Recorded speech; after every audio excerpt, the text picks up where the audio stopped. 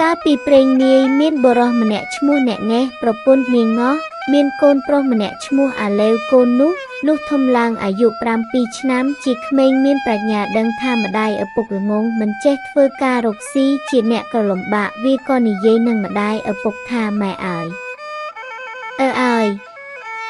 ឥឡូវនេះយើងគ្មានរបរធ្វើការរកស៊ីអ្វីនឹងគេបានជាយើងក្របើដូច្នេះខែវស្សាយើងធ្វើស្រែខែប្រាំងយើងទៅធ្វើចម្ការ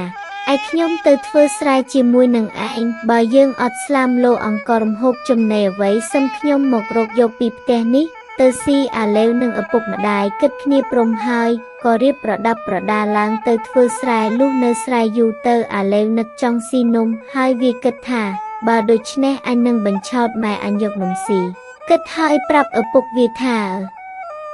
ខ្ញុំទៅផ្ទះយកស្លាមលំខ្ស៊ីឪពុកក៏ឲ្យកូនទៅផ្ទះអាឡេវដើរទៅដល់កណ្ដាលផ្លូវបានឃើញវត្តលោកក៏ចូលទៅថ្វាយបង្គំរកលោកក៏សក់ឲ្យលុះក៏រួចហើយក្រាបថ្វាយបង្គំលាលោកទៅលុះទៅដល់ជិតផ្ទះអាឡេវយកសំពត់ទូក្បាលហើយធ្វើជាយំដើរចូលទៅក្នុងផ្ទះឯម្ដាយឃើញកូនយំដូច្នោះក៏សួរទៅកូនថាអ្វីក៏កូនយំអាឡេវធ្វើជាយំខ្លាំងឡើងទៀតម្ដាយឃើញកូនរឹតតែយំខ្លាំងឡើងដូច្នោះក៏ស្ទុះទៅអប់ហើយបើកសំពត់អំពីក្បាលកូនចេញឃើញក្បាលក៏រលីងរឹតតែសង្ស័យហើយសួរទៀតថាហេតុអ្វីក៏បានជាកសក់ហើយយំដូច្នេះអាឡេវប្រាប់ម្ដាយថាឪគាត់ស្លាប់ហើយនាងងោះលុះឬកូនថាដូច្នោះក៏គក់ទ្រូងស្រែកទួញយំអាឡោះអាឡៃរៀបរាប់ពីការចាប់ដៃគ្នាបានជាប្តីប្រពន្ធរៀងរៀបរាប់មកអាឡេវឃើញម្ដាយយំសង្រេងសង្រៃដូច្នោះក៏អង្គវលួងលោមម្ដាយថាអ្នកម៉ែអើយអ្នកកុំយំបើអ្នកចេះតែយំតើធ្វើដូចម្ដេចនឹងបានធ្វើបុណ្យទានបញ្ជូនទៅនាងងោះជាម្ដាយឬអាឡេវខាត់មិនឲ្យយំហើយសួរទៅអាឡេវថាបានរៀបបញ្ចុះខ្មោចឯងរួចហើយឬនៅអាឡេវប្រាប់ម្ដាយថាខ្ញុំបានពឹងអ្នកស្រុកឲ្យគេជួយរៀបបញ្ចុះខ្មោចរួចល្អល្អិតហើយនាងងោះឬកូនថាដូច្នោះក៏ម្នីម្នារៀបធ្វើអន្សមង្គមចំណីចំណុកហើយនិយាយនឹងអាឡេវថាកូនអើយឯងយកនំចំណីនេះទៅធ្វើបុណ្យឲ្យឯងចុះអញមិនទៅទេបើអញទៅឃើញស្រែដែលឯងធ្វើកន្លែងដែលវែងទៅនឹងភ្នោខ្មោចឯងនោះម្ដាយរឹតជាកើតទុកច្រើនឡើងទៀតបើដូច្នោះឯងទៅចុះអាឡេវម្ដាយថាដូច្នោះក៏នឹកអរក្នុងចិត្តណាស់ត្បិតត្រូវនឹងគំនិតខ្លួនដែលកោះកំដាយនោះហើយក៏ម្នីម្នារៀបសង្រែករួចហើយក៏រែកទៅលុះទៅដល់ពាក់កណ្ដាលផ្លូវដាក់អំរែកពីលើស្មាហើយអង្គុយស៊ីនំនឹងចំណីចំណុកលុះត្រាតែឆ្អែតនៅសល់ខ្លះអាឡេវរៀបទុកយកទៅផ្ញើរវាលុះទៅដល់ចិត្តខ្ទុំវាធ្វើជាយំទៀតអ្នកងេះជាឪពុកឃើញកូនយំហើយសក់ទៅនឹងកថ្មីដូច្នេះក៏សួរទៅថាកូនអើយអ្វីក៏ឯងយំហើយក៏ទាំងសក់ក្បាលដូច្នេះអាឡេវប្រាប់ឪពុកថាអើយឥឡូវនេះម៉ែគាត់ស្លាប់ទៅហើយបានជាខ្ញុំក៏សក់អស់បងប្អូនគេរៀបធ្វើបុណ្យឲ្យម៉ែបានជាមានទាំងនំឥឡូវនេះខ្ញុំយកមកផ្ញើឪពិសាឪពុកជាមនុស្សឆោតល្ងងណាស់ឬកូនប្រាប់ដូច្នោះក៏យំអាណិតប្រពន្ធហើយក៏និយាយនឹងអាឡេថាកូនអើយអំពីថ្ងៃនេះទៅឪពុកលែងទៅទន្លេទៀតហើយអាឡេវិលថាឪពុកលែងទៅស្រុកដូច្នោះក៏នឹកអរក្នុងចិត្តណាស់ព្រោះត្រូវនឹងគំនិតខ្លួនគិតលុះយូរបន្តិចទៅអាឡេវនិយាយនឹងអ្នកងេះជាឪពុកថាអើយឥឡូវនេះនៅតែ2នាក់នឹងខ្ញុំដូចសពថ្ងៃនេះលំបាកណាស់គ្មានអ្នកណានឹងដណ្ដាំបាយស៊ីគ្មានអ្នកណានឹងដេរសំពត់អាវស្លៀកដណ្ដប់បើដូច្នោះឯងរកដណ្ដឹងប្រពន្ធយកមកគ្រាន់នឹងដាំបាយដងទឹកបុកស្រូវទើបយើងមិនសូវនឿយហត់ដូចសពថ្ងៃពេកអ្នកងេះជាឪពុកឆ្លើយឡើងថាកូនអើយម្ដាយឯងស្លាប់ទៅពុំទាន់បាន1ខែទេឥឡូវនេះឯងឲ្យយកប្រពន្ធទៀតកូនមិនអាណិតម៉ែឯងទេឬមួយទៀតទៅខ្មាស់គេក្រែងគេថាប្រពន្ធស្លាប់ពុំទាន់បានប៉ុន្មានថ្ងៃប្តីគិតរកប្រពន្ធថ្មីឲ្យខ្មាស់គេណាស់មិនយកប្រពន្ធទៀតទេអាឡេវចេះតែអង្វរពុកតែសពថ្ងៃមួយអាឡេវឃើញឪពុកមកពីស្រែនឿយហត់ណាស់វាក៏និយាយថាអើយឥឡូវនេះឯងនឿយណាស់ព្រោះគ្មានប្រពន្ធនឹងជួយកម្លាំងមួយទៀតពាក្យបុរាណលោកថាមនុស្សគ្មានប្រពន្ធដូចជាឯងនេះ បើទៅធ្វើការឯព្រៃបាត់ការឯផ្ទះធ្វើការផ្ទះបាត់ការឯព្រៃធ្វើដូចម្ដេចនឹងបានប្រាក់ចាយបាយស៊ីនឹងគេហើយខ្លួនក៏នឿយណាស់ផងអ្នកងេះឬកូនអង្វរដូច្នោះក៏សួរទៅថាបាននរណាគេទៅដណ្ដឹងប្រពន្ធជើអាឡេវឆ្លើយឡើងថាឪគុំព្រួយសឹមខ្ញុំទៅរកដណ្ដឹងជូននៅចាំតែរៀបរបស់នឹងទៅការចុះអ្នកងេះជាឪពុកកូនថាដូច្នោះក៏ថាតាមតែកូនគិតចុះអាឡេវឪពុកព្រមដូច្នោះហើយក៏រៀបខ្លួនម្នីទៅផ្ទះនាងងោះជាម្ដាយនៅបាន2 3ថ្ងៃទើបវានិយាយនឹងនាងងោះជាម្ដាយថាម៉ែអើយយើងនៅតែ2នាក់ខ្ញុំក៏ក្មេងមិនចេះរកស៊ីធ្វើការម៉ែជាស្រីហើយមេម៉ាយផងឥឡូវមានគេចង់បានម៉ែយកប្តីទៅគ្រាន់គេនឹងចិញ្ចឹមសោះអត់ឃ្លានយើងក៏មិនសូវលំបាកឯនាងងោះឬអាឡេវជាកូនថាដូច្នោះក៏ឆ្លើយថាកូនអើយឯងទើបតែនឹងស្លាប់បាន5 មួយថ្ងៃឥឡូវនេះកូនឲ្យម្ដាយយកប្តីទៀតដូច្នេះមិនត្រូវទេអ្នកផងគេនឹងសើចទីដៀនឹងទៀតថាស្រីចាក់ប្តីស្លាប់ពុំទាន់បានប៉ុន្មានថ្ងៃចង់បានប្តីទៀតអាឡេវម្ដាយថាដូច្នោះក៏ឆ្លើយឡើងថាម៉ែអើយបើទុកជាម៉ែខ្លាចពាក្យអ្នកផងគេនឹងទាដូច្នោះគេក៏មិនបានមករកចិញ្ចឹមយើងដែរគេបានប្រកាសគេមិនឲ្យចាយទេកាលខ្ញុំនៅឯស្រែមានប្រុសម្នាក់មុខមាត់ខ្លួនប្រាណដូចខ្មោចហើយគាត់ស្រឡាញ់ខ្ញុំដូចជាកូនគាត់សួរខ្ញុំថាឯងមានម៉ែដែរឬទេខ្ញុំប្រាប់គាត់ថាគ្មានទេមានតែម៉ែហើយគាត់និយាយនឹងខ្ញុំថាចង់បានម៉ែជាប្រពន្ធតើម៉ែឯងព្រមដូចម្ដេចបើម៉ែព្រមគាត់នឹងរៀបរណ្ដាប់មកចែជើមានអ្នកផ្លូវចៅមហាមានខណ្ឌស្លាកយាសំពេះតាមច្បាប់សណ្ដាប់ប្រពៃណីពីបុរាណមកបើម៉ែមិនព្រមខ្ញុំក៏មិនដឹងដែរតាមតែម៉ែគិតធ្វើការរកស៊ីចុះនាងងោះជាម្ដាយឬកូននិយាយអង្វរផ្ទិញផ្ទាល់ដូច្នោះក៏ឆ្លើយតបទៅវិញថាតាមតែកូនគិតចុះអាឡេវលំដាយថាតាមតែចិត្តដូច្នោះក៏អរណាស់គិតថាពេលនេះអញបាននំស៊ីទៀតហើយក៏រៀបចំផ្ទះសម្បែងរួចប្រាប់នាងងោះជាម្ដាយថាត្បិតគេចង់រៀបការឆាប់ខ្ញុំលាម៉ែទៅស្រែដើម្បីរកមាន់ទាបន្លែបង្ការហើយនឹងប្រាប់នុកដែលចង់បានម៉ែជាប្រពន្ធនោះផងដើម្បីឲ្យគេរកដាប់រៀបការអាឡេវក៏ម្នីរៀបខ្លួនទៅស្រែទៅដល់ហើយក៏និយាយប្រាប់អ្នកងេះជាឪពុកថាអើយខ្ញុំទៅរកប្រពន្ធជើបានហើយនាងនោះមុខមាត់សម្ដីសម្ដៅកម្ពស់កំសម្បុរសម្បកដូចម៉ែពះបិទឥឡូវខ្ញុំឲ្យគាត់នៅលើផ្ទះយើងហើយបើដូច្នេះរៀបរណ្ដាប់ទៅការឲ្យឆាប់អ្នកងេះឬអាឡេវប្រាប់ថាគេឲ្យរៀបការជាឆាប់ដូច្នោះក៏ម្នី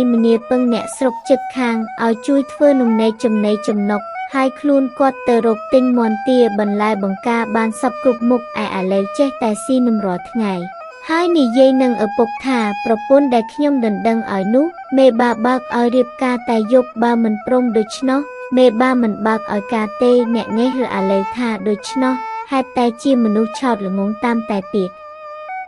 យ៉ាឡេវបង្កប់ដូចម្ដេចក៏តាមទាំងអស់ទើបប្រវេលាទៅរៀបការឲ្យតែវេលាយប់ពេលល្ងាចអ្នកងេះក៏ពឹងអស់បងប្អូនដែលនៅជិតខាងឲ្យជួយជញ្ជូនអស់បណ្ណាការនាំទៅរៀបមង្គលការលុះទៅដល់កន្លែងការក៏រៀបដណ្ដាំបាយសើស្លុកអ្នកខ្លះក៏រៀបផ្លែឈើចំណីចំណុកទៅជូនមេបាតាមទំនៀម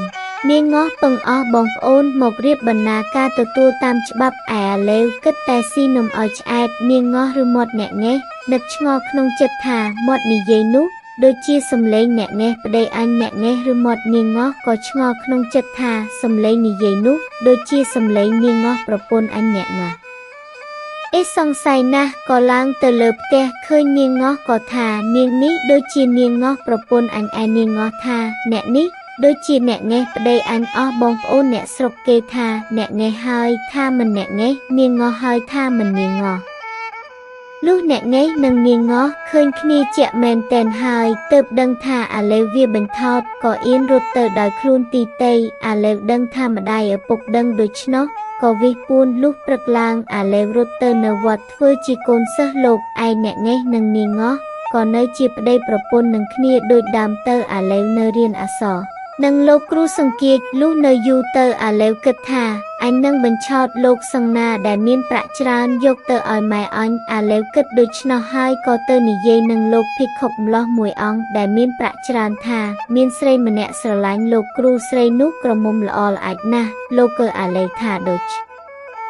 នោះអចង់បានហើយនិយាយនឹងអាឡេវថាបើប្រកាសដូចឯងថាមែនអញនឹងឲ្យប្រាក់ឯង1 បាតអាឡេវថាចាំដល់ពេលយប់ងឹតលោកគ្រូទៅចាំនៅកន្លែងនោះខ្ញុំករុណានឹងនាំស្រីនោះមកហើយវាលាលោកចុះពីលើគុតដើរតម្រង់ទៅផ្ទះចិនគិតទៅនិយាយបញ្ឆោតចិនទៀតលុះទៅដល់ហើយដើរចូលទៅក្នុងផ្ទះនិយាយនឹងចិនថាចិត្តចង់បានស្រីក្រមុំល្អដែរឬទេចិនឆ្លើយថាអញចង់បានអាឡេថាបើចិត្តចង់បានតើឲ្យប្រាក់អញប៉ុន្មានចិនថាអញឲ្យ1 បាតអាឡេថាតិចណាស់បើឲ្យ2 បាតនោះអញរកស្រីក្រមុំស្ល្អឲ្យចិច្ចឯងចិនថាអាឡេថាបើដូច្នោះចាំពេលយប់ងឹតអញនឹងនាំមកឲ្យចិច្ចឯងហើយអាឡេក៏ត្រឡប់ទៅវត្តវិញលុះដល់វេលាយប់ងឹតមើលគ្នាមិនស្គាល់វាក៏នាំលោកនោះឲ្យទៅអង្គុយចាំក្នុងរោងមួយស្ងាត់ហើយវានិយាយផ្ដាំលោកថាបើខ្ញុំករុណានាំស្រីនោះមកដល់លោកយកជីពោទូព្រះកេសឲ្យចិត្តអាឡេវផ្ដាំលោកនោះរួចហើយក៏ដើរចូលទៅក្នុងផ្ទះចិនហើយចិននោះចេញមកហើយនិយាយឥឡូវអញរកស្រីក្រមុំឲ្យចិត្តឯងបានហើយអាឡេវាផ្ទំចិនថាបើចិត្តឯងចូលទៅដេកនឹងស្រីនោះត្រូវទូក្បាលឲ្យចិត្តទើបនាំចិត្តនោះទៅរៀបរងដែលលោកនៅចាំហើយវាខ្សឹបប្រាប់ចិនថាស្រីនៅក្នុងនេះហើយឲ្យប្រាក់មកចិនមើលទៅក្នុងរោងឃើញលោកអង្គុយទូលជីពោនៅនោះគិតស្មានថាជាស្រីមែនក៏ឲ្យប្រាក់ទៅអាឡេវបានប្រាក់ហើយក៏វិជាប្រញាប់ត្រឡប់ទៅវត្តវិញលុះចិននិងលោកបានជួបគ្នាហើយចិនគិតថាលោកជាស្រីលោកក៏គិតថាចិនជាស្រីក៏ប្រចាប់គ្នាផ្ដួលដោយលោកអត់ចង្ហាន់ល្ងាចមិនមានកម្លាំងក៏ដួលដេកទៅចិនពណ៌ត្រូវស្វាស្លោកក៏ដឹងថាអាឡេវកុហកទាំងលោកទាំងចិនលុះដឹងថាអាឡេវបញ្ឆោតក៏អៀនទៅគុតទៅផ្ទះដោយខ្លួនទៅអាឡេវនៅចាំលោកឯគុតលុះលោកមកដល់គុតហើយវាក៏ទារប្រាក់អំពីលោកនោះថាអាឡេវឯងបញ្ឆោតអញហើយឯងមកទារប្រាក់ពីអញទៀតអញមិនឲ្យឯងទេអាឡេវថាបើលោកមិនឲ្យប្រាក់ទេខ្ញុំករុណានឹងទៅពិតលោកគ្រូធំថាលោកទៅដេកនឹងស្រីហើយនឹងទៅប្រាប់អស់ឧបាសកទីយកអ្នកស្រុកក្នុងភូមិទាំងអស់ឲ្យគេដឹងទៀតបើគេដឹងហើយគេមិនឲ្យបាយលោកឆាន់ទេហើយលោកក៏នឹងខ្មាស់គេនៅវត្តជាមួយគេពុំបានមួយទៀតបើខ្ញុំករុណាទៅដល់ក្រុមសង្ការីមុខជាគេមកចាប់លោកយកទៅជំនុំជម្រះពិចារណាតាមដំណើរដែលលោកជួលខ្ញុំករុណាឲ្យរកស្រីហើយលោកថាឲ្យប្រាក់ខ្ញុំករុណា1 បាតឥឡូវនេះលោកបានដេកនឹងស្រីហើយលោកកិច្ចថាមិនឲ្យវិញខ្ញុំករុណាមិនលែងលោកទេមុខជាទៅពិតលោកគ្រូធំហើយលោកនោះឬអាឡេវថាដូច្នោះក៏ភិតភ័យខ្លាំងណាស់យកប្រាក់1 បាតទៅអាឡេវជាប្រញាប់អាឡេវមិនព្រមទទួលយកវាថាការលោកនិយាយនោះថាឲ្យប្រាក់1 បាតដែលឆាន់បាយសប្ថ្ងៃឥឡូវត្រូវលោកយកប្រាក់វល់ពេញបាតទើបខ្ញុំករុណាទទួលយកបើលោកមិនរកទេនឹងទៅពិតលោកគ្រូធំថាលោកទៅដេកនឹងស្រីពីយប់មិញលោកគ្រូធំជ្រាបហើយនឹងចាប់លោកយកទៅវាយបណ្ដេញមិនឲ្យនៅក្នុងវត្តមួយទៀតខ្ញុំករុណានឹងទៅប្តឹងលោកអុកញ៉ាព្រះស្ដេចជាធំក្នុងក្រុមសង្ការីឲ្យមកចាប់យកទៅពួកសង្ការីនឹងយកសម្បត្តិបោកក្បាលលោកផ្សឹកចេញពីសង្ឃហើយដាក់ជាពរាជនិមន្តពុំនោះសោតគេនឹងដាក់ជាពរបោចស្មៅដំរីលោកកើអាឡេវថាដូច្នោះក៏ភ័យណាស់អង្គវរថាចាំរកប្រាក់ឲ្យគុំទៅពិតលោកគ្រូធំ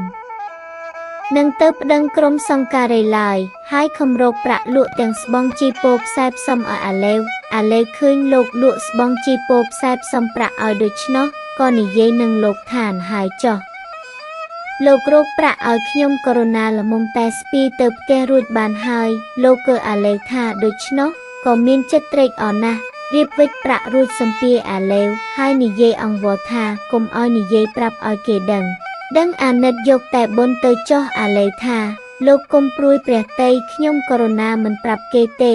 ហើយទទួលយកប្រាក់ពីលោកដើរទៅផ្ទះលុះទៅដល់ផ្ទះជួបនឹងម្ដាយអាឡេវក៏ស្រែកប្រាប់ម្ដាយថាម៉ែដេថងនាងងោះឬហើយសួរទៅថាដេធ្វើអ្វី អាឡេវបង្ហាញប្រាក់ដែលស្ពាយនាងងោះជាម្ដាយឃើញអាឡេវបានប្រាក់មួយសំពាយដូច្នោះក៏ស្ទះទៅប្រាប់អ្នកងេះជាប្តីអ្នកងេះមកឃើញអាឡេវបានប្រាក់មួយសំពាយក៏បាត់ខឹងនឹងអាឡេវដែលបញ្ឆោតមកពីមុននោះអនឹងអាឡេវទាំងម្ដាយឪពុកហើយអ្នកងេះសួរទៅអាឡេវថាកូនបានប្រាក់នេះពីណាកូនធ្វើម្ដេចបានជាបាន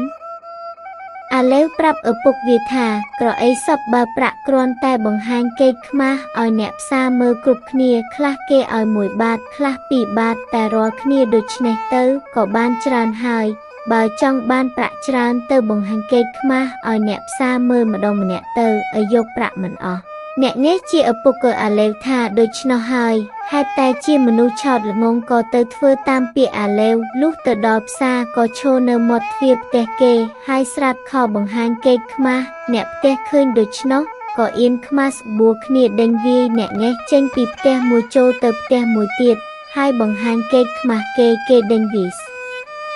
ទើបតែនឹងស្លាប់អ្នកងេះភ័យក៏រត់ទៅផ្ទះឯអាឡេវចាំមើលពុកពាក់កណ្ដាលផ្លូវឃើញពុករត់មកពីផ្សារហើយជួនជាមានជ្វាស្ពីទំនិញប្រែហូបប្រអប់ប្រាក់មាសជាច្រើនមកអំពីចម្ងាយក៏ប្រាប់ទៅអ្នកងេះជាឪពុកថាណា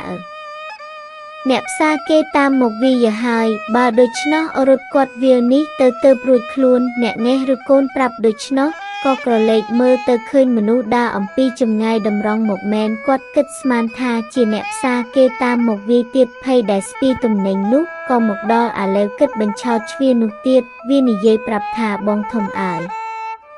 មានគេដេញក្តាន់បាក់ជើងមកខាងប៉ុន្តែអ្នកដេញនោះតែម្នាក់ឯងនឹងស្ទាក់ចាប់ពុំបានបើដូច្នោះបងធំឯងរត់ទៅជួយចាប់បើបាននឹងយកមកចែកគ្នាសរស៊ីជ្វាអាឡេវប្រាប់ដូច្នោះក៏ក្រឡេកមើលទៅតាមពាក្យអាឡេវឃើញមនុស្សរត់គិតស្មានថាជាមនុស្សដេញក្តាន់មែនក៏យកសំពាយផ្ញើទុកនឹងអាឡេវទាំងអស់ហើយបួលគ្នារត់ទៅតាមអ្នកងេះរត់បណ្ដាក្រឡេកមើលមកក្រោយបណ្ដាឃើញជ្វារត់តាមក្រោយគិតស្មានថាជាគេដេញចាប់ខ្លួនក៏ប្រឹងរត់ទៅទៀតឯអាឡេវបានសំពាយទ្រព្យរបស់ជ្វាហើយក៏ជញ្ជូនយកទៅលាក់ទុកឲ្យម៉ែវាហើយវាវិះរត់អំពីទីនោះទៅទៀតឯជ្វាដល់ដឹងថាអាឡេវបាញ់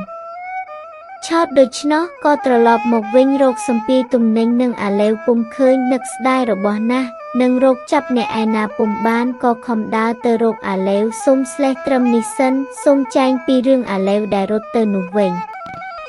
អាឡេវកាលក្រោយនោះរត់ទៅដល់ស្រុកមួយឆ្ងាយណាស់ហើយបានជួបនឹងដូនចាស់ម្នាក់និងចៅក្រមុំម្នាក់កំពុងរៀបទុកទុករបស់ទ្រព្យដើម្បីទៅនៅស្រុកឯទៀតឲ្យចិត្តជួបជុំនឹងអស់បងប្អូនញាតិសន្តានត្បិតចៅគាត់ធំពេញក្រមុំល្មមឲ្យមានប្តីហើយអាឡេឃើញចៅដូនចាស់នោះក៏មានចិត្តស្រឡាញ់ហើយជួយជញ្ជូនរបស់ទ្រព្យដាក់ទូកដូនចាស់ឃើញអាឡេវជួយឈើឆ្អើរដូច្នោះគាត់សួរចៅទៅណាអាឡេវប្រាប់ថាខ្ញុំសូមដោយសារយាយទៅផងដូនចាស់នោះសួរថាចៅឯងឈ្មោះអ្វីអាឡេវជំរាបថាខ្ញុំឈ្មោះជីចៅប្រសាតើយាយទៅណាខ្ញុំសូមដោយសារទៅផងយាយចាស់ឬអាឡេវសូមដោយសារដូច្នោះក៏មានចិត្តអនឹកថាបានវាជាគ្នាគ្រាន់នឹងជួយចែវទូកទៅលុះរៀបរបស់ទ្រព្យរួចស្រេចកាលណាអាឡេវក៏សុំខ្លួនចែវទូកឯដូនចាស់អង្គុយអុំក្បាលចៅក្រមុំអង្គុយកណ្ដាលអាឡេវនិងចៅក្រមុំចេះតែរំពេមើលមុខគ្នាហើយញឹមទៅមករកគ្នាលុះចែវបន្តិចទៅអាឡេវធ្វើជាភ្លេចកាំបិតក៏និយាយថាអាយាយអើយខ្ញុំភ្លេចកាំបិតចោលនៅលើគោកឯក្រោយនោះត្បិតខ្ញុំរវល់តែជញ្ជូនរបស់យាយបានជាខ្ញុំភ្លេចកាំបិតខ្ញុំកាំបិតនោះជារបស់កេកកោះពីម៉ែដូនតាមដូច្នេះខ្ញុំសូមត្រឡប់ទូកទៅយកវិញដូចចាស់ក៏ព្រមត្រឡប់ទូកទៅវិញលុះដល់កំពង់អាឡេវនិយាយនឹងដូចចាស់ថាយាយអាណិតឡើងទៅយកកាំបិតចៅបន្តិចខ្ញុំទុកត្រង់គល់ឈើខាងលើច្រាំងនៅប្រពផ្លូវដែលយើងជញ្ជូនរបស់មកនោះអាឡេវវាបញ្ឆោតយាយចាស់ឲ្យតែគាត់ឡើងទៅផុតកាលណានឹងចេញទុកអុំរត់យកចៅក្រមុំលុះដូនចាស់ឡើងដល់មាត់ច្រាំងល្មមបាំងភ្នែកអាឡេវក៏មនីមនាថយទុកជាប្រញាប់ចោលដូនចាស់នោះហើយខំចែវតាមបណ្ដោយទឹកហូរទៅយាយចាស់នោះលុះរកកាំបិតពុំឃើញក៏ត្រឡប់មកទូកវិញបាត់ទាំងអាឡេវបាត់ទាំងទូកបាត់ទាំងចៅក្រមុំក្រឡេកមើលទៅក្រោមទឹកឃើញអាឡេវកំពុងខំ រឹងចែវទូកដូនចាស់ភ័យណាស់យកដៃគក់ទ្រូងស្រែកទ្រហោរយំបណ្ដាស្រែកបណ្ដាឲ្យអ្នកស្រុកគេជួយដេញតាមថាសូមជួយផងត្បិតជីចៅប្រសាវាលួចពង្រត់ចៅក្រមុំខ្ញុំទៅហើយអស់អ្នកស្រុកគេថាចៅប្រសានាំពង្រត់ចៅក្រមុំដូច្នោះគ្មាននរណាគេជួយគេគិតថាប្រពន្ធរបស់អាឡេវលុះដូនចាស់រត់តាមពុំទាន់ទើបរីដំណើរប្រាប់អ្នកស្រុកថាអាដែលលួចចៅក្រមុំខ្ញុំនោះវាឈ្មោះជីចៅប្រសាវាលួចពង្រត់ចៅក្រមុំនឹងទ្រព្យខ្ញុំទៅទេតាទើបអ្នកស្រុកគេដឹងគ្រប់គ្នាថាអាឡេវវាបញ្ឆោតលួចពង្រត់ចៅក្រមុំនឹងរបស់ទ្រព្យអាយាយដូច្នោះក៏គេមិនដឹងធ្វើដូចម្ដេចនឹងទៅតាមក៏មិនទាន់ត្បិតវាទៅយូរណាស់ហើយឯអាឡេវខំចែវលុះដល់វេលាយប់និយាយលួងលោមនាងក្រមុំនោះថាបានជាបងខំពង្រត់មកត្បិតបងស្រឡាញ់នាងណាស់ឥឡូវនេះបងយកនាងធ្វើជាប្រពន្ធនាងក្រមុំនោះចេះតែកន្ទុកកន្ទិញរឹកជីដូនត្បិតធ្លាប់នៅតែពីរនាក់ហើយនិយាយប្រាប់អាឡេថាម្លេះសំយាយគាត់រកខ្ញុំមិនឃើញគាត់នឹងលោតទឹកសម្លាប់ខ្លួនក៏មិនដឹងមួយទៀតសំគាត់នឹកឬខ្ញុំគាត់សង្រេងសង្រៃអត់ទាំងបាយទៅជាឈឺស្លាប់អាសាអត់ការបើជាដូច្នោះសូមអ្នកជូនខ្ញុំទៅវិញបើអ្នកមិនជូនទៅទេខ្ញុំនឹងលោតទឹកសម្លាប់ខ្លួនអាឡេវនាងនោះនិយាយដូច្នោះក៏វាទូកចូលក្នុងព្រៃស្ងាត់លួងលោមនាងនោះថាបងស្រឡាញ់នាងណាស់ហើយបានជាបងខំពង្រត់យកមកធ្វើជាប្រពន្ធបើនាងលោតទឹកសម្លាប់ខ្លួនដូច្នោះតើបងបាននរណាជាប្រពន្ធនាងឆ្លើយឡើងថាបើអ្នកស្រឡាញ់ម្ដេចក៏អ្នកមិនដណ្ដឹងតាមច្បាប់អាឡេវឆ្លើយថាអានាងអើយបើចាំដណ្ដឹងតាមច្បាប់ធ្វើម្ដេចនឹងឆាប់បានទាន់ចិត្តបើគេឲ្យនោះក៏បានបើគេមិនឲ្យនោះនឹងទេឥតអំពើ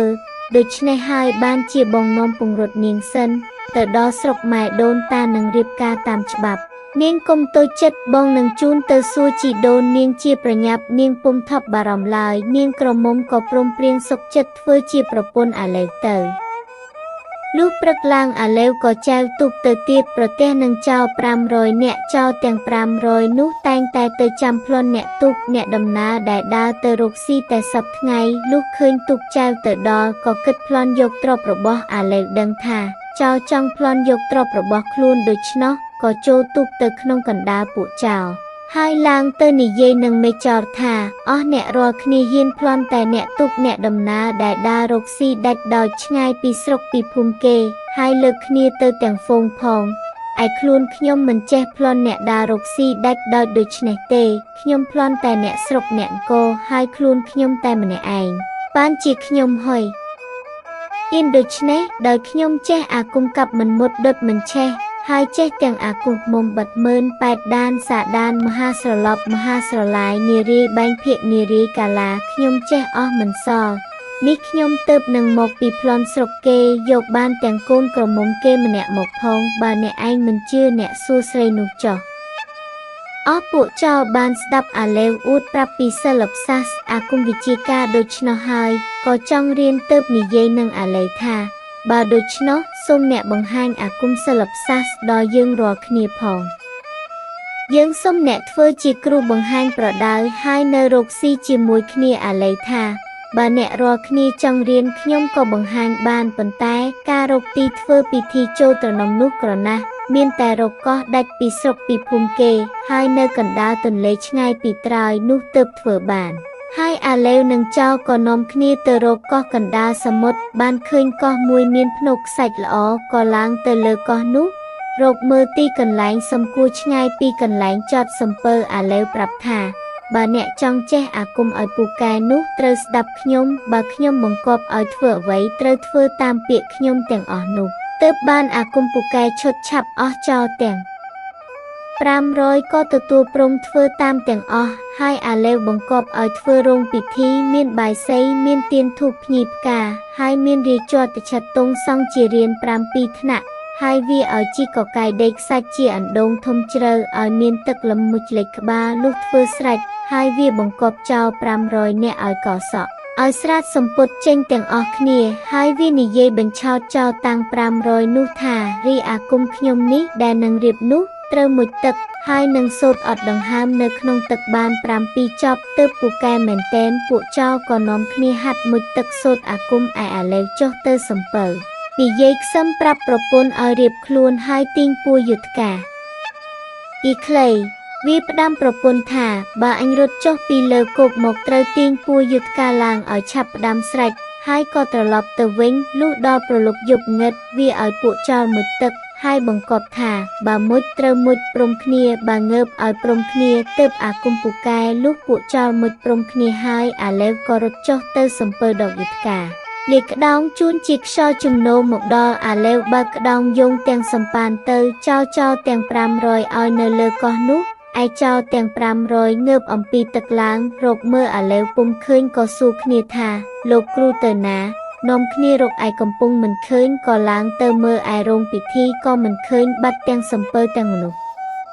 ពួកចោលទាំង500ក៏ដឹងថាអាឡេវបញ្ឆោតហើយទើបនាំគ្នារកឈើសេធ្វើក្បួនឆ្លងអាឡេវបើកសំពើយកទ្រព្យរបស់ចោលទាំង500ដែលនៅក្នុងសំពើនោះតែ2នាក់ប្តីប្រពន្ធលុះបើកក្តោងទៅអស់មួយយប់មួយថ្ងៃក៏បានដល់ស្រុកមួយហើយវារកមើលមនុស្សក្នុងស្រុកនោះពុំឃើញមានមនុស្សប្រុសមានតែមនុស្សស្រីទើបដឹងថាជាស្រុកចោលដែលវាបញ្ឆោតនោះទើបវាបោះយុទ្ធការឈប់អស់ប្រពន្ធចោលទាំងនោះនឹងបានដឹងស្គាល់ថាជាសំពើរបស់ប្តីក៏ទេត្បិតការដែលប្តីចេញទៅអំពីផ្ទះតែខ្លួនទេលុះបានជួបនឹងឈ្មួញសំពើក៏ប្លន់យកបានជាប្រពន្ធកូនមិនដឹងមិនស្គាល់លុះអាឡេវបោះយុទ្ធការរួចស្រេចហើយក៏យកដីស្នឹងក្តារឈ្នួនចេញមកក្រៅហើយធ្វើជាគូវាសចាប់យាមអស់ប្រពន្ធកូនចៅចោលមើលមកឃើញអាឡេវគូវាសដូច្នោះក៏នឹកស្មានថាវាចេះចាប់យាមទើបសួរថាអ្នកអើយអ្នកចេះចាប់យាមអាណិតមើលឲ្យប្តីខ្ញុំបន្តិចត្បិតគាត់ទៅរកស៊ីជាយូរខែហើយអាឡេវដូច្នោះហើយក៏ដឹងច្បាស់ថាស្រីទាំងនោះជាប្រពន្ធចោលដែលអញបញ្ឆោតនោះជាក្រាកត់ហើយវាឆ្លើយឡើងថាក្រវៃសពបើចាប់យាមនោះទោះបីសំពងសម្ភារផ្លឹកអត្តលេខយន្តអ្វីខ្ញុំក៏ចេះទាំងអស់អ្នកចង់មើលអំពីរឿងអ្វីយកតែទៀនធូបស្លាម្លោមកបូជាគ្រូកុំឲ្យសាប់អាគុំយាមខ្ញុំតាមគ្រូប្រដៅមកឯប្រពន្ធចោលអាឡេវថាដូច្នោះក៏ម្នីម្នាឡើងទៅផ្ទះជាប្រញាប់ប្រាប់ប្រពន្ធចោលឯទៀតឲ្យរកទៀនធូបភ្ញីផ្កាស្លាម្លោចេកអំពើយកទៅជូនគ្រូអាឡេវទូលយកចំនួនហើយតាំងយកក្តារឈ្នួនមកគូវាសធ្វើជាចាប់យាមគិតប្រមាណក្នុងចិត្តឲ្យត្រូវពេលលាល្មមតែពួកចោលទាំង500នោះមកដល់ផ្ទះគឺវាគិតប្រមាណគ្នាចម្ងាយផ្លូវហើយប្រាប់ប្រពន្ធចោលថាប្តីអស់អ្នករាល់គ្នានឹងមកដល់ក្នុងថ្ងៃស្អែកនេះប៉ុន្តែក្នុងវេលាយប់នេះនឹងមានព្រាយក្បាលត្រងោលអាក្រាតកាយរត់ចូលមកក្នុងផ្ទះបង្កើតជាឧត្បាតធំណាស់បើដូច្នោះមានតែអ្នករាល់គ្នាគិតរងាប់ឧត្បាតចេញទៅជាឯអស់ប្រពន្ធកូនចោលទាំង500ឬអាឡេវថាដូច្នោះក៏ភិតភ័យហើយសួរថាគិតធ្វើដូចម្ដេចនឹងរងាប់ឧត្បាតចេញបានអាឡេវឆ្លើយថាវាងាយទេការរងាប់ឧត្បាតនោះគឺដល់វេលាប្រលប់កាលណាត្រូវអស់អ្នករាល់គ្នានាំកូនចៅកាន់ដំបងប្រណងចាំនៅមាត់ទ្វារផ្ទះបើឃើញព្រាយក្បាលត្រងោលអាក្រាតកាយរត់ចូលមកក្នុងផ្ទះត្រូវវាកុំឲ្យវាចូលបានឯពួកចោលទាំង500នោះលុះឆ្លងរួចដល់ត្រើយកាលណាពេលថ្ងៃពួនព្រៃយប់នាំគ្នាដើរកាត់តម្រង់មកផ្ទះព្រោះគ្មានសម្ពុតស្លៀកបានជាមិនចេញដើរពេលថ្ងៃលុះដល់ថ្ងៃកំណត់ដែលអាឡេវចាប់យាមពេលប្រលប់ពួកចោលក៏មកដល់ផ្ទះខ្លួនឯកូនប្រពន្ធដែលកាន់ដំបងប្រណងចាំនៅមាត់ទ្វារឃើញប្តីរត់ចូលមកក្នុងផ្ទះគិតស្មានថាជាព្រាយក្បាលត្រងោលមែនក៏ពឹកតែវាយតតែដួលសម្លប់ខ្លះរបួសពិការខ្លះក្រោយមកទើបបានដឹងថាជាប្តីជាឪពុកខ្លួនហើយនិយាយតាមដំណើរប្រាប់ប្តីសពគ្រប់ពួកចោលទាំង500ខឹងនឹងអាឡេវខ្លាំងណាស់តែមិនដឹងគិតធ្វើដូចម្ដេចព្រោះខ្លួនត្រូវដំបងដំណំទាំងអស់គ្នាហើយមិនដឹងជាអាឡេវនៅឯណាវេលានោះអាឡេវនៅចាំលំស្ដាប់ប្រពន្ធកូនចោលវាយប្តីខ្លួនដល់រមាត់ស្រែកត្រហឹងពេញពីទាំងស្រុកក៏បើកសំពើរត់ទៅស្រុកប្រពន្ធវិញលុះទៅដល់ហើយអាឡេវនិងប្រពន្ធឡើងទៅរកជីដូនបានជួបនឹងជីដូនក៏សំពះសុំទោសហើយប្រគល់របស់ទ្រព្យក្នុងសំពើទាំងប៉ុន្មានជូនជីដូនទាំងអស់ជីដូនបានឃើញសម្បត្តិតែអាឡេវពេញសំពើក៏បាត់ខឹងបែរជាស្រឡាញ់រាប់អានអាឡេវជាចៅប្រសារមែនតែនអាឡេវរៀបសង់ផ្ទះលុះខ្ញុំកំដរពាសពេញក្នុងផ្ទះឲ្យបម្រើជីដូនក្មេកនិងប្រពន្ធលុះនៅយូរបន្តិចមកក៏លាជីដូននិងប្រពន្ធទៅសួរម្ដាយឪពុកវាជីដូនក្មេកផ្ដាំថា បើចៅទៅគុំនៅយូរពេកឆាប់ត្រឡប់មករកជីដូនវិញត្បិតសប្តាហ៍ថ្ងៃនេះជីដូនកុំព្រាឥតមានអ្នកឯណាជាទីពឹងទេឯប្រពន្ធអាឡេវចង់តាមអាឡេវទៅដែរក៏និយាយថាខ្ញុំចង់ទៅជាមួយនឹងអ្នកឲ្យស្គាល់ម៉ែបងប្អូនញាតិសន្តានស្រុកទេសអ្នកមួយទៀតខ្ញុំមិនចង់ឃ្លាតឆ្ងាយពីអ្នកទេព្រោះថាស្ត្រីប្តីទៅឆ្ងាយហើយកម្រនឹងទុកដាក់រក្សាខ្លួនណាស់អ្នកផងគេតែងនិន្ទាថាដូចជាស្រីមេម៉ាយចំណាយមាត់គេហេតុដូច្នេះបានជាខ្ញុំមិនចង់នៅចង់ទៅតាមអ្នកជាប្តីអាឡេវឆ្លើយឡើងថានាងអើយបងចង់បាននាងទៅជាមួយដែរប៉ុន្តែអាណិតជីដូនត្បិតគាត់ចាស់ជ្រាណាស់ហើយក្រែងឈឺចាប់យប់ថ្ងៃគ្មាននរណាថែទាំបីបំរក្សាដោះថ្នាំចាំជំងឺនិងទុកចិត្តលើមនុស្សម្នាខ្ញុំកំដរមិនបានទេដោយការយើងនាំគ្នារត់ទៅនោះគាត់សន្ធឹកសន្ធាយឈឺរីងរៃស្កាំងស្គមទើបនឹងបានគ្រាន់បើឥឡូវនេះបើយើងទៅចោលគាត់ទៀតគាត់នឹងឈឺស្លាប់ពុំខានឡើយពីមុនបានជាខុសធ្លុយម្ដងទៅហើយឥឡូវនេះយើងគិតគុំឲ្យខុសធ្លុយម្ដងទៀតឯប្រពន្ធធ្វើប្តីថាដូច្នោះនឹកអាណិតជីដូនក៏ព្រមប្តីទៅទើបរៀបស្បៀងរៀងខ្លួនសម្រាប់បរិភោគតាមផ្លូវសពគ្រប់ហើយសួរប្តីថាអ្នកនឹងយកមនុស្សម្នាប្រទេសសាឡីទៅប៉ុន្មានអាឡេវឆាលើយថាបងមិនយកទៅទេបងទៅតែម្នាក់ឯងលុះដល់ថ្ងៃឯគំនិតអាឡេវបានជាមិនចង់យកមនុស្សម្នាទៅពីព្រោះគិតចង់បានប្រពន្ធទៀតបើក៏មនុស្សតាមក្រែងគេដឹងថាខ្លួនមានប្រពន្ធហើយនឹងទៅដណ្ដឹងកូនគេទៀតក្រែងគេមិនហើយវានិយាយនឹងប្រពន្ធថាបងធ្លាប់ដើរតែម្នាក់ឯងតែមានមនុស្សម្នាក្របីគោរទេសទៅជាមួយផងនឹងធ្វើដំណើរមិនរហ័សទាន់ចិត្តហេតុដូច្នេះបានជាបងមិនចង់យកទៅអាឡេវិចតែប្រាក់នឹងស្បៀងគ្រាន់នឹងស៊ីតាមផ្លូវឯជីដូនផ្ដាំហើយផ្ដាំទៀតថាបើចៅទៅដល់ម្ដាយឪពុកនៅជាសុខសប្បាយចូលចៅឆាប់ត្រឡប់មកវិញវាចេណាអាឡេវក៏លាជីដូននឹងប្រពន្ធហើយចេញដំណើរទៅលុះទៅដល់អ្នកងេះនឹងនាងងោះជាឪពុកម្ដាយហើយក៏យកប្រាក់ទៅជូនម្ដាយឪពុកមានចិត្តត្រេកអរសួរថាកូនទៅណាបាត់យូរម្លេះម្ដាយឪពុកចេះតែទន្ទឹងមើលផ្លូវកូនតែសប្តាហ៍ថ្ងៃអាឡេវប្រាប់ថាខ្ញុំទៅគិតការរកស៊ីត្បិតម៉ែឯងមិនគិតរកស៊ីនឹងគេអ្នកងេះនឹងនាងងោះឆ្លើយថាតាមតែកូនគិតចោះចំណែកខាងម្ដាយនិងឪពុករកស៊ីគ្រាន់តែមាត់ហើយនឹងរក្សាទ្រព្យទុកឲ្យកូនចូលកូនគិតរកអំរោះអំរោដោយខ្លួនឯងចោះអាឡេវនៅនឹងម្ដាយឪពុកបាន2-3ថ្ងៃក៏ឡាចេញដើរទៅទៀតលុះទៅដល់ស្រុកធំវាចូលទៅមើលក្នុងវាំងសពគ្រប់ហើយចេញមករកមើលផ្ទះនាមឿនសេដ្ឋីក៏ឃើញសេដ្ឋីម្នាក់មានផ្ទះធំទ្រនឹងខ្ពស់មានទ្រព្យសម្បត្តិច្រើនមានរោងរទេះគោក្របីដំរីសេះមនុស្សម្នាខ្ញុំកំដរពាសពេញមានបាដំណាំជាវឡានមានជើងផ្កាគ្រប់ចម្ពោះគ្រប់ពណ៌ដាក់ហែជាជួរក្នុងសួនច្បារមានត្រីប្រាក់ត្រីមាសមានស្រះដើមឈូកក្រហមប្រលិតលំចង់ស្គង្គុយដុះពាសពេញហើយមានកូនក្រមុំមិនទាន់មានប្តីអាឡេមានចិត្តស្រឡាញ់ចង់បានក៏ចូលទៅកាន់ផ្ទះសេដ្ឋីហើយជំរាបសុំខ្លួននៅធ្វើជាកូនក្មួយសេដ្ឋីឃើញអាឡេមកសុំខ្លួននៅធ្វើជាកូនក្មួយដូច្នោះក៏មានចិត្តអាណិតស្រឡាញ់ហើយសួរថាឯងនៅស្រុកណាម្ដាយឪពុកនៅស្រុកណាអាឡេជំរាបសេដ្ឋីថាខ្ញុំបាទនៅស្រុកឆ្ងាយណាស់ឪពុកម្ដាយខ្ញុំបាទមានទ្រព្យរបស់ខ្ញុំកំដរគោក្របីដំរីសេះផ្ទះសម្បែងដូចលោកដែរប៉ុន្តែគាត់មានជំងឺឈឺស្លាប់អស់ហើយខ្ញុំបាទតូចចិត្តណាស់មិនចង់នៅត្បិតធ្លាប់មានម៉ែឥឡូវនៅតែម្នាក់ឯងបានជាខ្ញុំបាទចោលផ្ទះសម្បែងទ្រព្យរបស់មកសុំនៅជាមួយនឹងលោកតាមតែលោកប្រើធ្វើការងារអ្វីខ្ញុំបាទទទួលទាំងអស់សេដ្ឋីក៏ព្រមទទួលយកអាឡេវឲ្យនៅចាប់ដើមតាំងពីថ្ងៃដែលមកនៅនឹងសេដ្ឋីអាឡេវតែងភ្ញាក់អំពីព្រឹកបោះផ្ទះថែទាំរបស់ទ្រព្យរៀបទុកដាក់តាមទីកន្លែងហើយខំធ្វើការដូចជារបស់ខ្លួន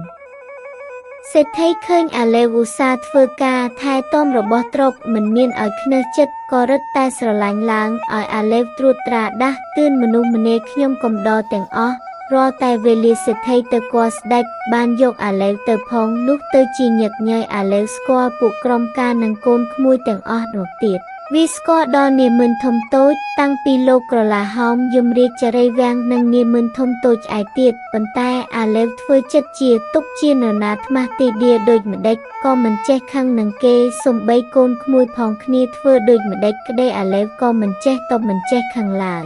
ការអាឡេវតាមសេដ្ឋីទៅគាល់ស្ដេចហើយមានគេសួរថាឯងឈ្មោះអីវាប្រាប់ថាខ្ញុំឈ្មោះអាឡេវតេវពួកនាងមើលតែឃើញអាឡេវទៅហើយក៏ហៅថាអាឡេវតេវតែរាល់គ្នាដូច្នេះឯងក្រោយមកអាឡេវតេវទៅលេងនៅសាលាជំនុំស្ដាប់ចៅក្រុមជំនុំជម្រះក្តីតែសពថ្ងៃក៏ចេះច្បាប់ទម្លាប់ច្រើនហើយអាឡេវតេវរើសយកមកសម្បត្តិដែលគេបោះចោលមានទាំងស្នាមត្រាបោះនៅនោះផងតាំងពីត្រាលោកក្រឡាហោមយមរាជនិងនាយមើលធំតូចទាំងអស់ដែលមានមាសប្រាក់ច្រើនហើយវាយកក្រមួនមកសូនធ្វើជាត្រាហើយវាស់នឹងរង្វង់ត្រាកាក់សម្បត្តិចាស់ហើយឆ្លាក់ធ្វើឲ្យត្រូវតាមស្នាមត្រាចាស់ទាំងអស់រួចវាធ្វើជាសម្បត្តិសឹងមានឈ្មោះនាងមើលអស់នោះជំពាក់ប្រាក់ខ្លះ100ណែនខ្លះ200ណែនខ្លះ500ណែនគ្រប់តែនាងមើលធំតូចតែរាល់គ្នាទាំងអស់ហើយបត់ទុកក្នុងហឹបមួយពេញបើខ្លួនវាមិននៅទៅធ្វើការទីណាក្តីឬទៅលេងក្តីវាយកហឹបនោះទៅផ្ញើនឹងប្រពន្ធសេដ្ឋីហើយផ្ដាំថាកុំឲ្យនរណាបើកឲ្យសោះដល់វាវិលមកក៏ទៅយកហឹបនោះមកវិញធ្វើដូច្នេះជារឿយក្រោយទៀតអាឡេវទេវរៀបទៅធ្វើការក៏យកហឹបទៅផ្ញើនឹងប្រពន្ធសេដ្ឋីហើយផ្ដាំថាអ្នកប្រយ័ត្នរក្សាទុកឲ្យលគុំឲ្យនរណាបើកមើលលេងហើយវាក៏ទៅធ្វើការទៅឯប្រពន្ធសេដ្ឋីនឹកឆ្ងល់នឹងហឹបអាឡេវទេវណាស់ក៏យកហឹបនោះមកបើកមើលឃើញសម្បត្តិពេញក្នុងហឹបហើយលាមើលសម្បត្តិអស់នោះបានឃើញសេចក្តីសម្បត្តិថាពួកនាងមើលជំពាក់ប្រាក់សឹងមានចំនួនគ្រប់គ្នាអស់ហើយបោះត្រាផងលុះរើមើលសម្បត្តិទាំងអស់ឃើញសុទ្ធតែនាងមើលជំពាក់ប្រាក់ជាច្រើនណាស់ដូច្នោះក៏យកហឹបសម្បត្តិទៅបង្ហាញសេដ្ឋីជាប្តីឯសេដ្ឋីបានឃើញសម្បត្តិអាឡេវទេវសពគ្រប់ហើយក៏និយាយនឹងប្រពន្ធថាការអាឡេវទេវវាមកនៅនឹងយើងនោះអញបានសួរពីម្ដាយឪពុកនៅឯណាវាប្រាប់ថាគ្មានតែឪពុកទេស្លាប់អស់ហើយវាប្រាប់អញថាការដែលម្ដាយឪពុកវានៅរស់នៅឡើយនោះមានទ្រព្យសម្បត្តិដូចជាយើងនេះដែរឥឡូវនេះមកឃើញសម្បត្តិអស់នាងមើលជំពាក់ប្រាក់វាច្រើនម្លេះនេះសឹងត្រូវនឹងពាក្យវានិយាយពីមុននោះប្រកបមែនគំនិតប្រាជ្ញាវាសមជាមនុស្សមានពូជមួយទៀតការងារទាំងអស់ក្នុងផ្ទះយើងសពថ្ងៃនេះក៏បានវាជួយដាស់តឿនថែទាំមើលរក្សាដឹងបាត់ដឹងគង់ដឹងខូចដឹងជាមានតែវានឹងហើយទុកដូចជាកូនឥឡូវកូនស្រីយើងមួយនេះពេញក្រមុំល្មមមានប្តីហើយពួកស្ទេចនាងមើលមកដណ្ដឹងចង់បានជាច្រើនណាស់ហើយយើងមិនត្រូវចិត្តបានជាយើងមិនព្រមឥឡូវនេះបើយើងឲ្យអាឡេវទេវនោះយើងខ្មាស់គេណាស់ត្បិតអាឡេវទេវនោះវាជាមនុស្សកំព្រាក្បាលមួយមកនៅស្រុកអាយគ្មាននរណាស្គាល់ពូជពង្សវង្សាជាល្អឬអាក្រក់យើងនឹងឲ្យកូនយើងជាប្រពន្ធទៅក្រែងខ្មាស់គេបើយើងមិនឲ្យកូនយើងជាប្រពន្ធវាដូចជានឹកស្ដាយត្បិតគំនិតមាយាទវាជាមនុស្សល្អជួយឈឺឆ្អាលក្នុងការងារយើងដូចជាការងាររបស់ខ្លួនវាដែរដំណើរនេះក្របើគិតណាស់ឯប្រពន្ធសេដ្ឋីឆ្លើយឡើងថាត្រង់កិច្ចដែលធ្វើមិនឲ្យខ្មាស់គេនោះវាងាយទេយើងនឹងរៀបការក្នុងវេលាយប់ហើយរៀបបន្តិចបន្តួចសោះតែខានកុំឲ្យខ្មោចព្រៃខឹងយើងផ្សំគុំឲ្យជាប្តីប្រពន្ធថ្នឹងគ្នាទៅបើយូរទៅហើយទើបគេដឹងនោះយើងក៏អស់ខ្មាស់គេហើយពីព្រោះវាមានបំណុលវាក៏ច្រើនដែរហេតុតែព្រេងមានសំណាងរបស់អាឡេវនិងកូនក្រមុំសេដ្ឋីនោះត្រូវបានគ្នាជាប្តីប្រពន្ធសេដ្ឋីគិតឃើញព្រមដូចពាក្យប្រពន្ធពន្យល់ក៏ព្រមឲ្យកូនក្រមុំជាប្រពន្ធអាឡេវទេវហើយហៅអាឡេវទេវប្រាប់ថាតាំងពីថ្ងៃដែលឯងមកនៅនឹងអញមើលទៅគំនិតមាយាទចិត្តខ្លើមឯងឈឺឆ្អាលក្នុងការងារអញដូចជាកូនអញបង្កើតបើដូច្នោះអញឲ្យកូនក្រមុំអញជាប្រពន្ធថែងអាឡេវទេវសិទ្ធប្រាប់ថាឲ្យកូនក្រមុំជាប្រពន្ធដូច្នោះក៏មានចិត្តត្រេកអរណាស់សេដ្ឋីក៏ហៅកូនក្រមុំមករៀបសំពះមេបាចាស់ទុំរៀបសែនព្រេនតាមសណ្ដាប់បុរាណផ្សំគុំអាឡេវទេវនិងកូនក្រមុំជាប្តីប្រពន្ធគ្នាទៅលុះការរួចបាន2-3ថ្ងៃប្រពន្ធអាឡេវទេវទៅគាល់ស្ដេចឯក្នុងវាំងបាននិយាយប្រាប់អាឡេវទេវជាប្តីឲ្យដឹងឯអាឡេវក៏និយាយផ្ដាំប្រពន្ធថាអញទៅចាំនៅសាលាជំនុំបើនាងឯងឃើញអញបោយដៃហើយត្រូវនាងឯងលើកជើងពៀនស្លាមកលុតជង្គង់ហុចពៀនស្លានោះឲ្យអញទទួលយកហើយនាងឯងសំពះត្រឡប់ទៅវិញចុះអាឡេវទេវលុះនិយាយផ្ដាំប្រពន្ធសពគ្រប់ហើយក៏ស្លៀកសំពត់ចាស់ពាក់អាវចាស់ ដោយការធ្វើការពីមុនហើយទៅអង្គុយលេងនៅសាលាជំនុំពួកនាយមិនសពមុខមន្ត្រីចៅក្រមសាលាភ្នាក់ងារក្រមការខុនមើនមហាតលឹកមកពីពេញឃើញអាឡេវទេវអង្គុយនៅសាលានាយមិនខ្លះបក្បាលខ្លះទេខ្នងខ្លះទាញដៃខ្លះឲ្យអាឡេវធ្វើធ្លុកក្រមាច់លេងត្បិតធ្លាប់លេងពីមុនមកដូច្នេះឯងឯអាឡេវទេវជាមនុស្សមានប្រាជ្ញាក្រមាច់កំប្លែងលេងឲ្យគេចូលចិត្តមិនចេះខឹងនឹងនរណាទេទូនាយមិនសពមុខមន្ត្រីខុនមើនមហាតលឹកនៅក្រមការភ្នាក់ងារប្រើវាដូចម្ដេចក្ដីលេងដូចម្ដេចតែក៏មិនចេះខឹងមិនចេះប្រកែកឲ្យអ្នកណាអាក់អន់ចិត្តតាំងតែពីដើមមកដូច្នេះឯងហើយពួកនាយមិនដឹងថាអាឡេវទេវបានកូនក្រមុំសេដ្ឋីមកធ្វើជាប្រពន្ធផងស្មានថាអាឡេវទេវជាមនុស្សផ្ដេសផ្ដាសដើរសុំទានគេស៊ីរកទីលំនៅគ្មានបានជានាំគ្នាមាក់ងាយវាលុះដល់កូនសេដ្ឋីជាប្រពន្ធអាឡេវទេវជិះអង្រឹងស្នែងហើយមានមនុស្សម្នេខ្ញុំកំដរកាន់ប្រអប់មាស់ប្រាក់ដើរពីពេញផ្លូវមកនាយមើលទាំងអស់ក៏និយាយថាមកមើលកូនក្រមុំសេដ្ឋីល្អណាស់ដើរចូលក្នុងវាំងនាយមិនខ្លះលាន់មាត់ថាល្អមែន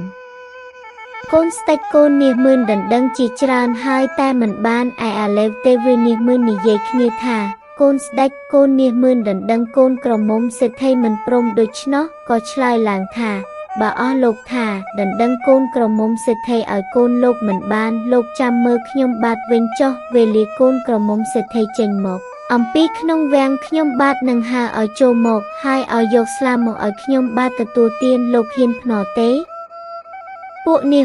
ឬអាឡេវទេវថាដូច្នោះមិនជឿត្បិតមិនដឹងជាសេដ្ឋីឲ្យកូនក្រមុំទៅជាប្រពន្ធអាឡេវទេវសោះមួយទៀតពួកនាយទាំងនោះធ្លាប់តែដឹងថាអាឡេវទេវជាមនុស្សក្រមាច់លេងផ្ដេសផ្ដាសតែដោយផ្ទះនាយបានជាមាក់ងាយវាខ្លាំងណាស់ហើយមិនដឹងជាអាឡេវទេវមានប្រាជ្ញាច្រើនដល់ម្លឹងសោះទើបហ៊ាននាំគ្នានិយាយភ្នាល់នឹងអាឡេវទេវថាបើអញហៅកូនក្រមុំសេដ្ឋីចូលមកយកស្លាមលំឲ្យអញស៊ីបានអញហ៊ានភ្នាល់នឹងឯងប៉ុន្តែឯងគ្មានអ្វីដាក់ភ្នាល់នឹងអញទេអាឡេវទេវឬពួកនាយថាដូច្នោះក៏ឆ្លើយឡើងថាលោកកុំព្រួយប្រសាសន៍នឹងខ្ញុំបាទបើខ្ញុំបាទចាញ់លោកខ្ញុំបាទធ្វើសម្បត្តិនៅបម្រើជាខ្ញុំលោកដល់អស់ជីវិតតាមចិត្តលោកប្រើធ្វើអ្វីខ្ញុំបាទទទួលធ្វើទាំងអស់នាយសពមុខមន្ត្រីទាំងអស់ឬអាឡេវទេវថាដូច្នោះក៏អរគ្រប់គ្នាដោយចង់បានអាឡេវទេវមកធ្វើជាខ្ញុំតែរៀងខ្លួនត្បិតវាចេះនិយាយភូតផកមាច់កំប្លែងលេងគ្រាន់សប្បាយដោយសារវាមួយទៀតមាក់ងាយអាឡេវទេវថាជាមនុស្សចោមសៀតធ្វើម្ដេចនឹងហៅកូនសេដ្ឋីឲ្យចូលមកបានហើយនិយាយគ្នាថាយើងយកអាឡេវទេពធ្វើជាខ្ញុំគ្រាន់និយាយភូតផកមាច់លេងហើយយើងចែកគ្នាប្រើលេងសប្បាយចិត្តវាចោះត្បិតវាមុខជាចាញ់យើងហើយអាឡេវទេពនិងពួកនាយធ្វើសម្បត្តិបង្កាន់ដៃភ្នាល់តាមដំណើរសពគ្រប់ហើយទើបពួកនាយប្រាប់អាឡេវទេពថាឯងចង់បានមាសប្រាក់ប៉ុន្មានដំរីចង់គោផ្សេងចង់អានទាំងគ្រឿងដែលជិះមកប៉ុន្មានចូលដាក់ក្នុងសម្បត្តិតាមចិត្តឯងចោះអាឡេវទេពក៏សរសេរដាក់ក្នុងបង្កាន់ដៃដែលភ្នាល់គ្នាឲ្យខាងតែច្រើនទាំងមាសទាំងប្រាក់ទាំងដំរីទាំងសេះគ្រប់គ្រឿងហើយជូនទៅពួកនាយឲ្យបោះត្រារួចទទួលយកមកវិចមួយសំពាយក្រវ៉ាត់ទុកហើយទៅអង្គុយចាំនៅមាត់ទ្វារសាលាបន្តិចឃើញកូនសេដ្ឋីជាប្រពន្ធវាចេញពីក្នុងវាំងវាក៏បោយដៃហៅថាកនាងយកស្លាមកឲ្យបងស៊ីកូនសេដ្ឋីឬប្តីហៅឲ្យយកស្លាមកដូច្នោះក៏ម្នីចុះពីអង្រឹងស្នែងហើយដាក់ស្លាលើជើងពៀនយកមកឲ្យប្តីអាឡេវទេពក៏ទទួលយកស្លាស៊ីហើយនាំប្រពន្ធនៅកំដរឡើងជិះសេះដំរីដែលតែងគ្រឿងគ្រប់ស្រាប់ទៅកាន់ផ្ទះសេដ្ឋីជាឪពុកក្មេកអាឡេវទេពនិយាយផ្ដាំខ្ញុំកំដរថាបើលោកឪពុកលោកម្ដាយឬអ្នកឯណាជាមនុស្សនៅក្នុងផ្ទះក្ដីឬអ្នកចិត្តខាងក្ដីគេសួរថាបានសេះដំរីពីណាមកឲ្យជំរាបឲ្យប្រាប់គេថាទាបំណុលអំពីគេឯពួកនាយសពមុខមន្ត្រីក្រុមការភ្នាក់ងារនៅខុនមហាបលឹកដែលភ្នាល់ចាញ់អាឡេវទេវស្រាប់តែភ័យភ្នែកស្រៀងខ្លួនស្ដាយរបស់ទ្រពនិងដំរីសេះជាជំនិះធ្លាប់ជិះជាលំអត់ត្រូវចិត្តសុទ្ធសឹងតែគ្រឿងមាសនិងប្រាក់ពុនពេកហើយនិយាយគ្នាថាយើងបងគំនិតអាឡេវទេវហើយជន់នេះឯអា ឡេវទេវនឹងប្រពន្ធខ្ញុំកំដរជីដំរីសេះមានគប់មានអាននៅគ្រឿងប្រដាប់សុទ្ធសឹងតែមាសនិងប្រាក់លុះទៅដល់ផ្ទះហើយសេដ្ឋីជាឪពុកក្មេកម្ដាយក្មេកនៅអស់មនុស្សម្នាភ្នាក់ងារក្នុងផ្ទះឃើញដំរីសេះពាសពេញដូច្នោះក៏នឹកឆ្ងល់ហើយសេដ្ឋីប្រើមនុស្សឲ្យទៅសួរអាឡេវទេវក៏ប្រាប់ថាទាបំណុលអំពីគេមកក៏សេដ្ឋីជាឪពុកក្មេកម្ដាយក្មេកក៏និយាយគ្នាថាយើងអស់ខ្មាស់គេហើយគឺចាប់ដើមពីថ្ងៃនោះមកសេដ្ឋីប្តីប្រពន្ធក៏រឹតតែស្រឡាញ់អាឡេវទេវលើសអំពីមុនទៀតអាឡេវទេវក៏ទៅទារប្រាក់ពីពួកនាមមិនសពមុខមន្ត្រីតែសពថ្ងៃជញ្ជូនយកមកហើយវាគិតធ្វើការរកស៊ីជួសសេដ្ឋីជាឪពុកក្មេកម្ដាយក្មេកមិនឲ្យព្រួយចិត្តគ្រប់ជំពូកនៅយូរមកសេដ្ឋីចាស់ជរាអស់អាយុទៅអាឡេវទេវក៏បានជាសេដ្ឋីធំក្នុងគោនោះឯង